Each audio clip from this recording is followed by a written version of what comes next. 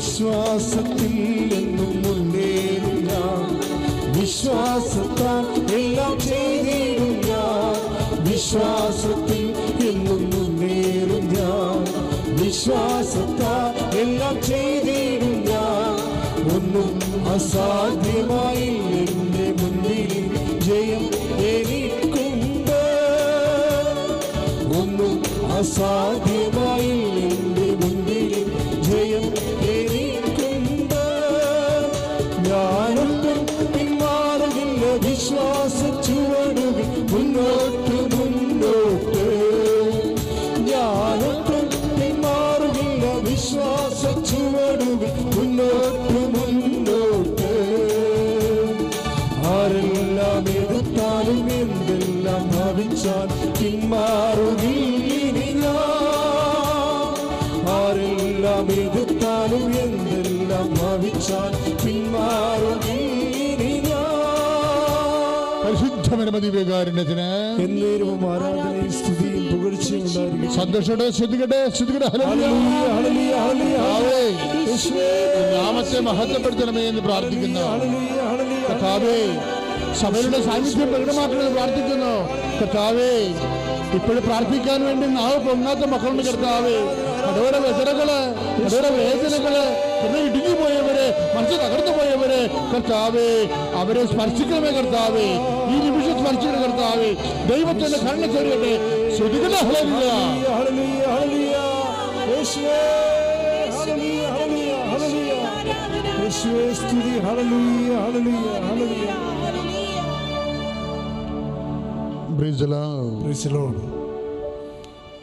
പ്രിയമുള്ളവരെ, വലിയ ഒരു അത്ഭുതമാണ് ഈ ദിവസങ്ങളിൽ നമ്മൾ യൂട്യൂബിൽ കണ്ടുകൊണ്ടിരിക്കുന്നത്. ജനങ്ങൾ ആ ഒരു സൗഖ്യം പൂർണ്ണമായിട്ട് വിശ്വാസികൾ ഏറ്റെടുത്തതിൻ്റെ സൂചനയായിട്ട് മണിക്കൂറിൽ തന്നെ 1000 പേരൊക്കെയാണ് ന്യൂയോർക്ക് ആശുപത്രിയിലെ കൊറോണ സുഖപ്പെട്ട മലയാളിയുടെ സാക്ഷ്യം ആൾക്കാർ കണ്ട് കമൻ്റ് ചെയ്യണതും പ്രാർത്ഥിക്കുന്നതുമൊക്കെ ഈ കാലഘട്ടത്തിൽ പഠിക്കേണ്ട ഒരു സാക്ഷ്യമായിട്ടാണ് എനിക്ക് തോന്നിയത്. കാര്യം പരിശുദ്ധ അമ്മ ഒരു സിസ്റ്ററിൻ്റെ രൂപത്തിൽ കൃപാസനത്തിൽ ഓൺലൈൻ ഉടമ്പടി ചെയ്ത് കഴിഞ്ഞപ്പോൾ ആ സാജുവിൻ്റെ വൈഫ് ആണ് ഉടമ്പടി ചെയ്തത്. അവർ ഉടമ്പടി ചെയ്ത് കഴിഞ്ഞപ്പോൾ അമ്മയോട് പറഞ്ഞത്, അമ്മ കോവിഡിൽ വെന്റിലേറ്ററിൽ കിടക്കുന്ന എൻ്റെ ഭർത്താവിൻ്റെ ബെഡിലോട്ട് അമ്മ ബൈ പേഴ്സൺ വ്യക്തിപരമായിട്ട് കടന്നു ചെല്ലണമേ എന്ന് പ്രാർത്ഥിച്ചത്. അപ്പം നമ്മളുടെ പ്രാർത്ഥനകളൊക്കെ, അതായത് വിശ്വാസിക്ക് ഇന്നും ഒരു അനുഗ്രഹത്തിന്, അതായത് ദൈവത്തിൻ്റെ തിരുസന്നിധിയിൽ എൻ്റെ മക്കളെ what happen to us that doesn't mean anything. അതിലൊരു കഥയുമില്ല. എന്ത് നമുക്ക് സംഭവിക്കുന്നതല്ല, how you present it, how you face it. നീ അതെങ്ങനെയാണ് അതിനെ അഭിമുഖീകരിക്കുന്നത്. That's a problem. നമുക്കെന്ത് സംഭവിക്കണമെന്നല്ല പ്രശ്നം, നമ്മളതിനെ എങ്ങനെയാണ് ഫേസ് ചെയ്യണത്. ഇപ്പോൾ സാജുവിൻ്റെ വൈഫ് എന്താ പറഞ്ഞത്, ഞാൻ ഓൺലൈൻ ഉടമ്പടി ചെയ്തിട്ടുണ്ട്, ഞാനതിൽ വിശ്വസ്തതയിൽ പ്രാർത്ഥിച്ചുകൊണ്ടിരിക്കുകയാണ്. പക്ഷെ അമ്മ ബൈ പേഴ്സൺ എൻ്റെ ഭർത്താവിൻ്റെ ബെഡിലോട്ട് അമ്മ ചെല്ലണം. എൻ്റെ മകനെ ചങ്ക കൊണ്ട് പറഞ്ഞാൽ തീർച്ചയായിട്ടും ദൈവത്തിനത് മനസ്സിലാകും. നമ്മളിങ്ങനെ ഒക്കട്ടെ പൊട്ടക്കണ മാവിട്ടറിയണ കിട്ടിയ ഊട്ടി പോയ ചട്ടി എന്നൊക്കെ പറഞ്ഞ് പ്രാർത്ഥിക്കുമ്പോഴാണ് കുളമായി പോണത്. അല്ലെങ്കിൽ ഒരു പ്രശ്നവും ഇല്ല. അതുകൊണ്ട് മര്യാദക്ക് ചങ്കെ കൊണ്ട് പ്രാർത്ഥിക്കാനുണ്ട്, അഭിഷേകത്തിന് വേണ്ടി പ്രാർത്ഥിക്കുക. കർത്താവായ ദൈവമേ, വിഷമസന്ധികളിലെ വിശ്വസ്തയോടെ പ്രാർത്ഥിക്കുവാൻ പ്രാർത്ഥനയുടെ വരത്താൽ എന്നെ അഭിഷേകം ചെയ്യണമേ.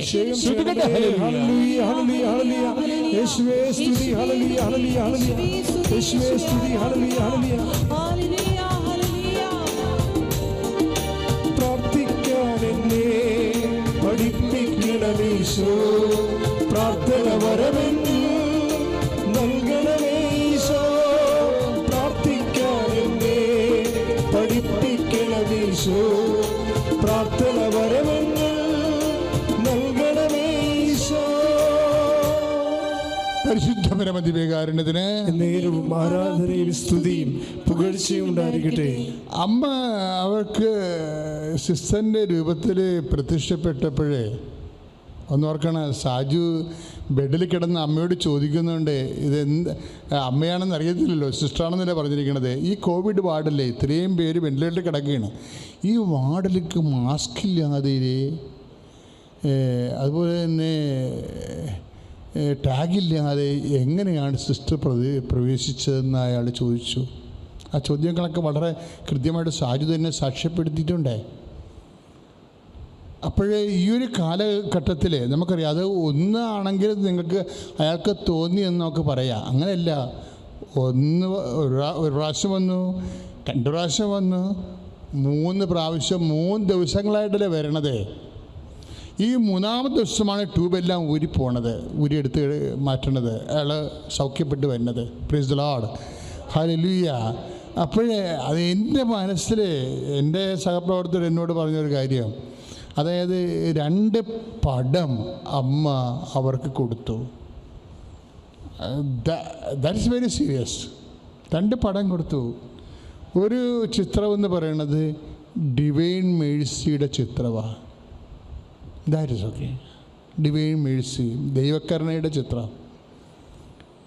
അത് കേട്ടപ്പോൾ എൻ്റെ സഹപ്രവർത്തകർ എന്നോട് പറഞ്ഞത്, പ്രാർത്ഥിച്ചുകൊണ്ട് ഞങ്ങൾ ഈ ശുശ്രൂഷ ഇപ്പോൾ തത്സമയം ജപമാല നടത്തിക്കൊണ്ടിരിക്കുകയാണല്ലോ എല്ലാ ദിവസവും. അപ്പോൾ അവരെല്ലാം കൃപയിൽ നിൽക്കുക. അവരെന്നോട് പറഞ്ഞത്, ഡിവൈൻ മേഴ്സിയുടെ ചിത്രമല്ലേ അമ്മ കൊടുത്തത്,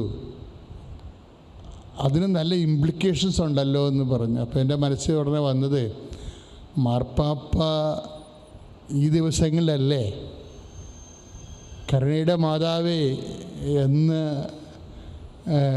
2020 ഡിസംബറിൽ നമ്മുടെ ലുത്തീനിയയിലേക്ക് ഒരു സുഹൃതമണി കൂട്ടിച്ചേർത്തത്. കരുണയുടെ മാതാവേ ഞങ്ങൾക്ക് വേണ്ടി അപേക്ഷിക്കണേ. ഇത് ഞങ്ങളെ തിരിച്ചറിഞ്ഞോടുകൂടി പിന്നെയും കുറേ, അതായത് അതായത് മാർപ്പാപ്പ ഇത് ജൂൺ 20-ാം തീയതിയാണ് ഇത് പ്രഖ്യാപിക്കണം, ജൂൺ 19-നാണ് പറ്റും. സാജുവിന് അമ്മ ദൈവകരുണയുടെ ചിത്രം കൊടുക്കുന്നത് ഒരു മെയ് 20-നോ അടുത്താണ്. ദാറ്റ് മീൻസ് കരുണയുടെ മാതാവ്, ഇതിങ്ങനെ ചില വിഷയങ്ങൾ സഭയിൽ നേരത്തെയും സംഭവിച്ചിട്ടുണ്ട്. കാരണം നമ്മൾ ഇപ്പോൾ അമ്മതിന് ഇമാക്കുലേറ്റ് കൺസെപ്ഷൻ, അമലോത്ഭ മാതാവ്, ഇപ്പം ആദ്യം 1858 ഞാൻ ബെർണീതയ്ക്ക് അമ്മ പ്രത്യക്ഷപ്പെടാം. 1858 എന്നിട്ട് അമ്മ എന്താണ് പറഞ്ഞത്? I am the immaculate conception, ഞാൻ അമലോത്ഭവയാകുന്നു. അതെന്തിൻ്റെ സ്ഥിരീകരണമാണ്? അത് 1854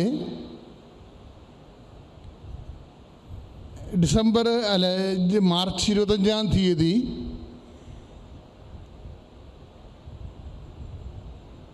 പരിശുദ്ധ പിതാവ് പയസ് 9-ാമൻ മാർപ്പാപ്പ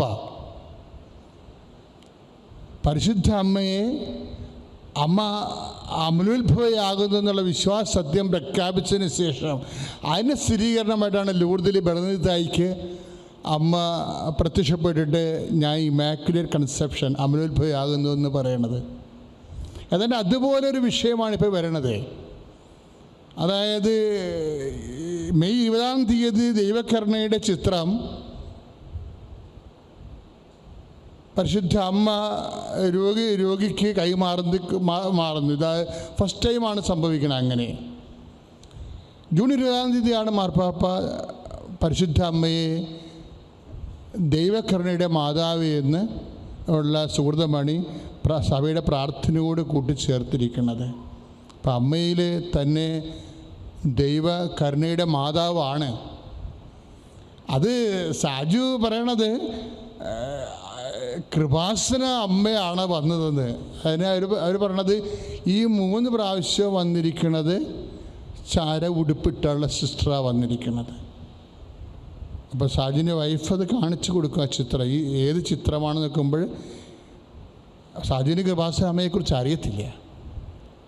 പക്ഷേ ചിത്രം കാണിച്ചു കൊടുക്കുമ്പോൾ ഇതാ ഈ അമ്മയാണ് വന്നതെന്ന് പറയും, ഈ അമ്മയാണ് വന്നതെന്ന് പറയും.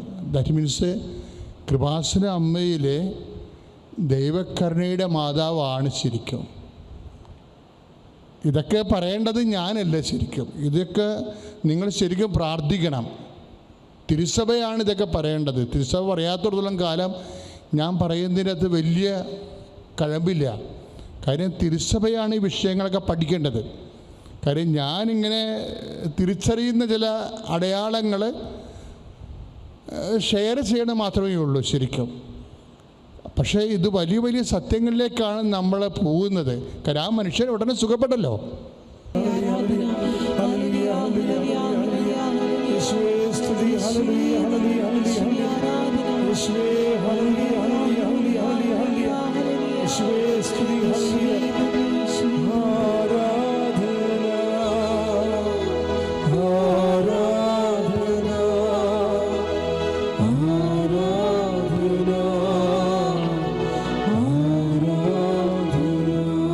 എൻ്റെ പേര് ഉഷ.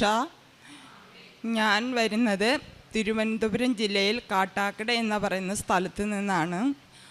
ആദ്യമായി തന്നെ അമ്മ മാതാവിനും ഈശോയ്ക്കും 1000 നന്ദി. ഞാൻ 2022 ആഗസ്റ്റ് 14 ആദ്യമായി ഇവിടെ വന്ന് ഉടമ്പടി എടുക്കുന്നത്. ഉടമ്പടി എടുക്കാനുണ്ടായ കാരണം, ഞാൻ ദുബായിലാണ് വർക്ക് ചെയ്യുന്നത്. അവിടെ വച്ചു ഞങ്ങളൊരു ഹിന്ദുക്കളാണ്. അവിടെ വെച്ച് എനിക്കൊരു അസുഖം ബാധിച്ചു. 3 വർഷം വരെ ഞാൻ ആ അസുഖത്തിൽ വളരെയധികം വേദന അനുഭവപ്പെട്ടുകൊണ്ടിരുന്നു. ഞാൻ എൻ്റെ ഫോണിലൂടെ യൂട്യൂബിലൂടെ പല പ്രാർത്ഥനകളും ഞാൻ കേൾക്കുമായിരുന്നു. അസുഖം എൻ്റെ തൊണ്ടയിലായിരുന്നു. എപ്പോഴും വേദന. 15 ദിവസം കൂടുമ്പോൾ ആ വേദന മാറും. വീണ്ടും ഒരു 2-3 ദിവസം കഴിയുമ്പോൾ വേദന വരും. കഠിനമായ പനിയായിരിക്കും, തൊണ്ടവേദനയായിരിക്കും. പിന്നെ ഒരു ഭക്ഷണം പോലും കഴിക്കാൻ പറ്റാത്ത അവസ്ഥ, വെള്ളം കുടിക്കാൻ പറ്റാത്ത അവസ്ഥ. ഞാൻ അവിടുത്തെ ഡോക്ടറെ പോയി കണ്ടപ്പോൾ ഡോക്ടർ പറഞ്ഞു എനിക്ക് വേറെ എന്തോ അസുഖമാണെന്ന്. ഞാൻ ഈശോയെ അമ്മയെയും കൂടുതൽ അധികമായി സ്നേഹിക്കുന്നത് കൊണ്ട് ഞാൻ പറഞ്ഞു എനിക്കൊരു അസുഖവുമില്ല, എൻ്റെ ഈശോയും അമ്മയും എനിക്ക് ആ അസുഖം മാറ്റിത്തരുമെന്ന്. ഞാൻ അങ്ങനെ പ്രാർത്ഥിച്ചു കൊണ്ടിരിക്കുന്ന സമയത്താണ് ആദ്യമായി കൃപാസന അമ്മയെ ഞാൻ എൻ്റെ ഫോണിലൂടെ കാണുന്നത്. അമ്മയുടെ ഫോട്ടോയാണ് എൻ്റെ ഫോണിൽ തെളിഞ്ഞത്. ഫസ്റ്റ് തെളിഞ്ഞപ്പോൾ ഞാൻ ഓർത്ത് ഇതാരാണ്, എവിടുത്തെ മാതാവാണ് എന്ന്. രണ്ടാമത് എൻ്റെ ഫോണിൽ കൃപാസന മാതാവിൻ്റെ ഫോട്ടോ തെളിഞ്ഞു. ഞാൻ യൂട്യൂബിൽ സെർച്ച് ചെയ്തു കൃപാസനം. ആദ്യമായി ഞാൻ ഇവിടുത്തെ സാക്ഷ്യമാണ് കേൾക്കുന്നത്. ഒരു മകനാണ് ഇവിടെ ഫസ്റ്റ് സാക്ഷ്യം പറഞ്ഞത് ഞാൻ കേട്ടത്. അവന് രോഗസൗഖ്യം ഭേദപ്പെട്ടതായിട്ടാണ് ഞാൻ സാക്ഷ്യം കേട്ടത്. അങ്ങനെ ഞാൻ സാക്ഷ്യങ്ങൾ കേൾക്കാൻ തുടങ്ങി. ബഹുമാനപ്പെട്ട ജോസഫച്ചൻ്റെ പ്രാർത്ഥന ആരാധനയെല്ലാം ഞാൻ കൂടാൻ തുടങ്ങി. അപ്പോൾ ഞാൻ എൻ്റെ അമ്മ മാതാവിനോടും ഈശോയോടും പറഞ്ഞു, അമ്മേ എൻ്റെ ഈ രോഗം മാറുകയാണെങ്കിൽ ഞാൻ അമ്മയുടെ തിരുസന്നിധിയിൽ വന്ന് ഉടമ്പടി എടുത്ത് പ്രാർത്ഥിച്ചു കൊള്ളാം. പക്ഷേ എനിക്കൊരു ഡോക്ടറെ കാണണ്ട, ഒരു മെഡിസിൻ കഴിക്കണ്ട. എൻ്റെ രോഗം എൻ്റെ അമ്മ മാതാവും ഈശോയും എനിക്ക് മാറ്റിത്തരണം. എൻ്റെ രോഗം മാറിയാൽ ഞാൻ വന്ന് ഉടമ്പടി എടുത്തുകൊള്ളാമെന്ന്. അങ്ങനെയാണ് ഞാൻ 2022 ആഗസ്റ്റ് 14 ഇവിടെ വന്ന് ഉടമ്പടി എടുത്തത്. ആ ഉടമ്പടി പ്രകാരം ഞാൻ ഇന്ന് വരെ ഉടമ്പടിയിലാണ്. എൻ്റെ രോഗം പൂർണ്ണമായും മാറി. അത് കഴിഞ്ഞിട്ട് എൻ്റെ ഭവനത്തിൻ്റെ പണിയായിരുന്നു. എനിക്ക് 2 മക്കളാണ്. 2 മക്കളും ഹോസ്റ്റലിൽ നിന്ന് പഠിക്കുന്ന സമയമായിരുന്നു. എനിക്കൊരു ഭവനമില്ല. അങ്ങനെ ഇരിക്കുമ്പോൾ ഞാൻ എൻ്റെ അമ്മയോട് ചോദിച്ചു, കൊറോണ സമയമായതുകൊണ്ട് നാട്ടിൽ വരാൻ പറ്റുന്നില്ല. ഞാൻ അമ്മയോട് ചോദിച്ചു, അമ്മേ, എനിക്ക് നാട്ടിൽ പോയാൽ ഒരു ഭവനം വേണം, എനിക്ക് എൻ്റെ ഭവനത്തിൻ്റെ പണി പൂർത്തീകരിച്ച് തരുവാൻ എൻ്റെ അമ്മയ്ക്കും ഈശോയ്ക്കും സാധിക്കും. മനുഷ്യനാൽ അസാധ്യമായത് ദൈവത്താൽ സാധ്യമാണ്. അങ്ങനെ ഞാൻ അമ്മയോട് ഈശോയോടും നിരന്തരം പ്രാർത്ഥിച്ചു കൊണ്ടേയിരുന്നു. ഞാൻ 3 വർഷം കഴിഞ്ഞ് നാട്ടിൽ വരുമ്പോൾ എൻ്റെ ഭവനത്തിൻ്റെ പണി പൂർണ്ണമായും കഴിഞ്ഞു. ഞാൻ അത്ഭുതപ്പെട്ടുപോയി. ഞാൻ എൻ്റെ സിറ്റൗട്ടിൽ കാൽ മടക്കി നിന്നു. ഞാൻ പറഞ്ഞു, ഈശോയും അമ്മയും എനിക്ക് തന്ന ഈ ഭവനത്തെ ഞാൻ എങ്ങനെ നന്ദി പറഞ്ഞാൽ മതിയാവില്ല. ഞാൻ അവിടെ നിന്ന് തന്നെ എൻ്റെ അമ്മയ്ക്കും ഈശോയ്ക്കും 1000 നന്ദി പറഞ്ഞു. 3ാമത്തെ സാക്ഷ്യം എൻ്റെ മകളുടെയാണ്. 2 പേരും തിരുവനന്തപുരം മെഡിക്കൽ കോളേജിൽ, ഒരാൾ ബിഫാമിനും ഒരാൾ റേഡിയോളജിക്കും പഠിച്ചുകൊണ്ട് നിൽക്കുകയായിരുന്നു. അപ്പോൾ ബിഫാമിന് പഠിച്ചുകൊണ്ടിരിക്കുന്ന മകൾ എന്നോട് പറഞ്ഞു, അമ്മേ, എനിക്ക് പഠിക്കുവാൻ ഒത്തിരി പ്രയാസമാണ്. മെഡിസിൻ പഠിക്കുമ്പോൾ അമ്മയ്ക്ക് അറിഞ്ഞുകൂടാ, പഠിക്കുവാനൊന്നും എനിക്കൊന്നും പറ്റുന്നില്ല അമ്മേന്ന്. ഞാൻ പറഞ്ഞു, മോളൊന്നുകൊണ്ടും വിഷമിക്കണ്ട, നമ്മുടെ കൂടെ അമ്മ മാതാവും ഈശോയും ഉണ്ട്, അമ്മ ഇവിടെ ഇരുന്ന് പ്രാർത്ഥിച്ചു കൊള്ളാം, മോള് നല്ലവണ്ണം പഠിച്ച് പരീക്ഷ എഴുതിക്കോ എന്ന് പറഞ്ഞു. ഞാൻ എൻ്റെ മകൾക്ക് വേണ്ടി അവിടെ ഇരുന്ന് ഉടമ്പടി തൈലം എൻ്റെ നെറ്റിയിൽ കുരിശ് വരച്ചു. അവളുടെ പരീക്ഷ സമയത്തെല്ലാം ഞാൻ പ്രാർത്ഥിക്കുമായിരുന്നു. എനിക്ക് കിട്ടിയ വചനം ഇതാണ്, യേശയ്യാ പ്രവാചകൻ്റെ 45:2. ഞാൻ നിനക്ക് മുൻപേ പോയി മലകൾ നിരപ്പാക്കുകയും പിച്ചളവാതിലുകൾ തകർക്കുകയും ഇരുമ്പോടാമ്പലുകൾ ഒടിക്കുകയും ചെയ്യും. നിന്നെ പേര് ചൊല്ലി വിളിച്ച ഇസ്രായേലിൻ്റെ കർത്താവായ ദൈവം ഞാനാണെന്ന് നീ അറിയേണ്ടതിന് അന്ധകാരത്തിലെ നിധികളും രഹസ്യ ധനശേഖരവും ഞാൻ നിനക്ക് നൽകും. ഈ വചനം നിരന്തരം ഞാൻ എന്നും എഴുതുകയും പ്രാർത്ഥിക്കുകയും ചെയ്യുമായിരുന്നു. 2ാമത്തെ വചനം ഇതാണ്, ലൂക്കായുടെ സുവിശേഷം 18-ാം അധ്യായം 27. മനുഷ്യനാൽ അസാധ്യമായത് ദൈവത്താൽ സാധ്യമാണ്. ഇത് ഞാൻ നിരന്തരം പ്രാർത്ഥിച്ചു കൊണ്ടേയിരിക്കും. ഞാൻ എൻ്റെ അപ്പയോട് പറഞ്ഞു, അപ്പാ, മനുഷ്യനാൽ അസാധ്യമാണ്, ദൈവത്തിന് എല്ലാം സാധിക്കും. അപ്പയില്ലാതെ എനിക്ക് ആരുമില്ല, അമ്മയില്ലാതെ എനിക്ക് ആരുമില്ല. എനിക്ക് ഏകാശ്രയം എൻ്റെ അപ്പനും അമ്മയുമാണ്. എൻ്റെ ജീവിതത്തിൽ ഒരു മൺകുടമാണ് ഉടഞ്ഞു പോയത്. അത് കൂട്ടിച്ചേർക്കുവാൻ എൻ്റെ അമ്മയ്ക്കും ഈശോയ്ക്കും അല്ലാതെ അത് മറ്റാർക്കും സാധിക്കുകയില്ല. ഞാനും എൻ്റെ കുഞ്ഞുങ്ങളും നിരന്തരം പ്രാർത്ഥനയിൽ കടന്നു പോയിക്കൊണ്ടേയിരുന്നു. അങ്ങനെ എൻ്റെ ഒരു ഭവനം പൂർത്തീകരിച്ച്, അതിമനോഹരമായ ഭവനം.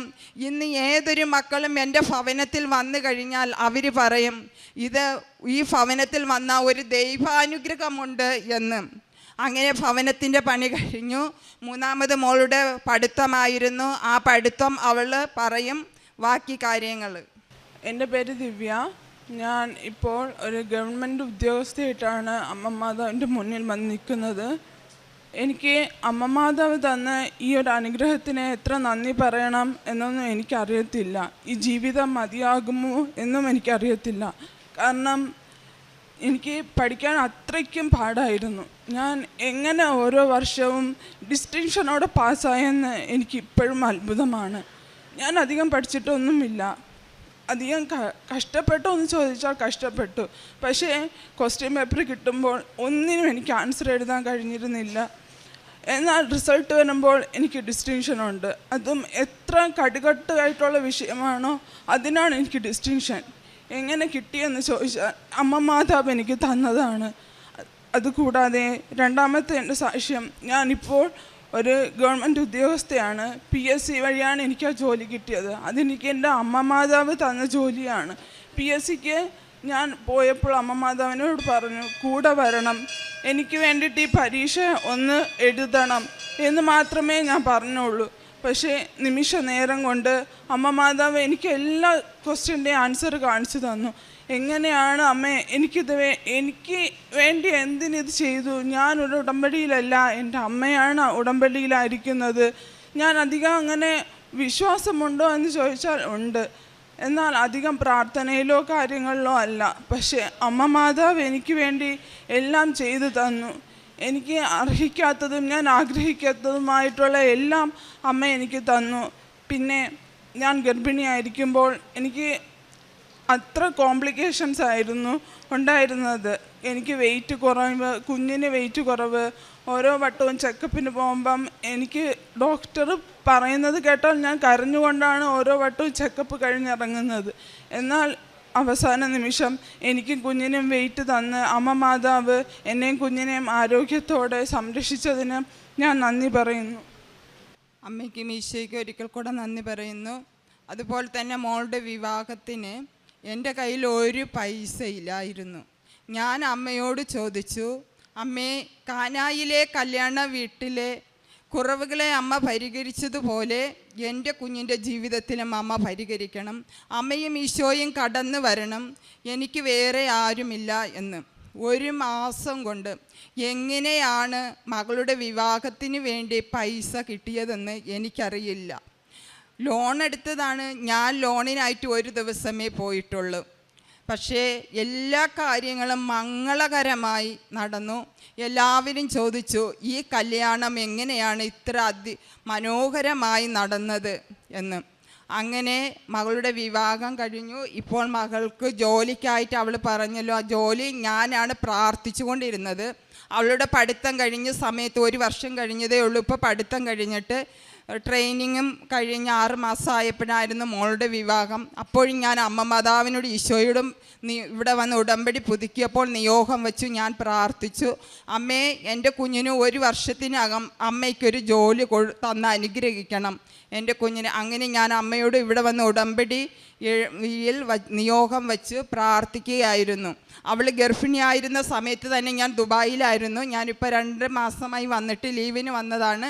അപ്പോൾ ഞാൻ അവിടെ വച്ച് എൻ്റെ അടിവയറ്റിൽ ഉടമ്പടി തൈലം കുരിശ് വരച്ച് മകൾക്ക് വേണ്ടി ഞാൻ പ്രാർത്ഥിക്കുമായിരുന്നു. അവൾക്കൊരു കോംപ്ലിക്കേഷനും ഉണ്ടാകരുത് അമ്മേ, സുഖപ്രസവമായിരിക്കണമെന്ന്.